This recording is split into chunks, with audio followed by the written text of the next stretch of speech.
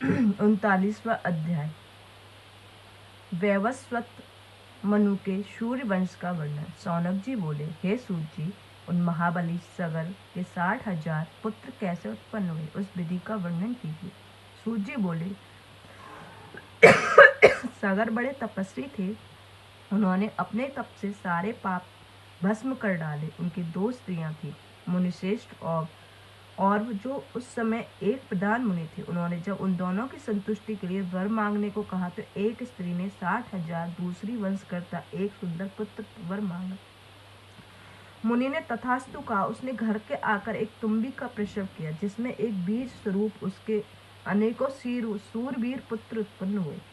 उन बीज स्वरूप पुत्रों का जीवन प्रदान करने में एक वृद्धि के लिए उसने घृत से पूर्ण एक घड़े में रखा और बढ़कर अपनी दाइयों द्वारा पलने लगे।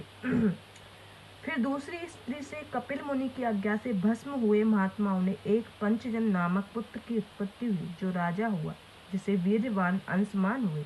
उनके पुत्र दिलीप और उनके वंश में भी भागीरथ हुए, जिन्होंने श्रेष्ठ नदी गंगा को स्वर्ग से उतारा और समुद्र ने जिस गंगा को अपनी पुत्री स्वीकार किया। फिर भागीरथ के पुत्र शत्रुसेन राजा हुए, जिसने परम धार्मिक नाभाग का जन्म हुआ, और नाभाग के अम्बरीश और उनके सिंधु देश के राजा आयुताजित उनके ऋतुपर्ण हुए, जो एक राजा नल के मित्र थे। ऋतुतृपण के पुत्र कांतिमान अनुपर्ण उनके कलमासपाद हुए। मित्रशह तथा कलमासपाद के सर्वकर्मा के अनरण्य उनके मुंडीद्रह और उनके निशिरित षष्टवांग उन्होंने, जिन्होंने अपनी बुद्धि से तीनों लोकों की ख्याति की। उनके पुत्र दीर्घवान उनके रघु के अज और अज के दशरथ हुए।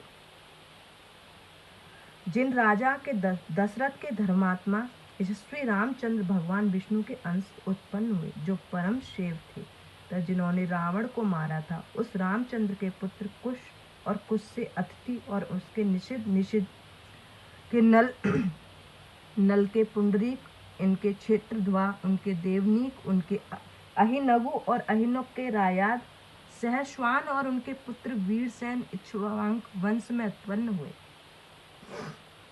फिर वीरसेन से दायाद, परियात्र, उनके वालक्य, उनके स्थल के, उनके शूर, उनके यक्ष, उनके अगुण, उनसे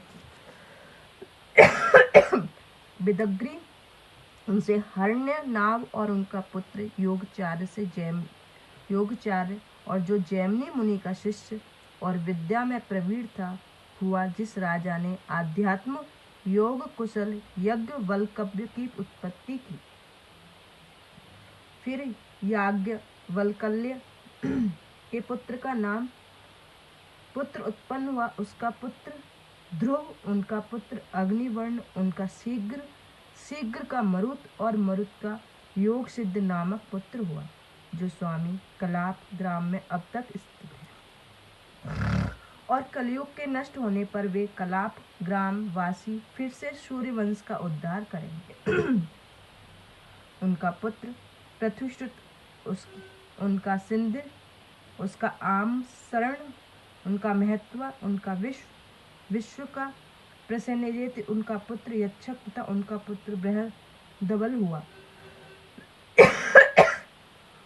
ये सभी इक्ष्वाक वंशी राजा मैंने कहे। अब आगे वंशजों को सुनो, जो धर्मात्मा थे। बृहदल के पुत्र बृहद्रढ़ होंगे और उनके पुत्र का नाम उरुक्रिय होगा, तथा उसका वत्स वृद्ध, उसका प्रतिव्योम का, उसका भानु दिवाकर, उसका सहदेव, उसका वृद्धश्व, उसका भानुमान, उसका प्रतिकाश्व और उसका पुत्र सुप्रप्रीत राजश्री होगा।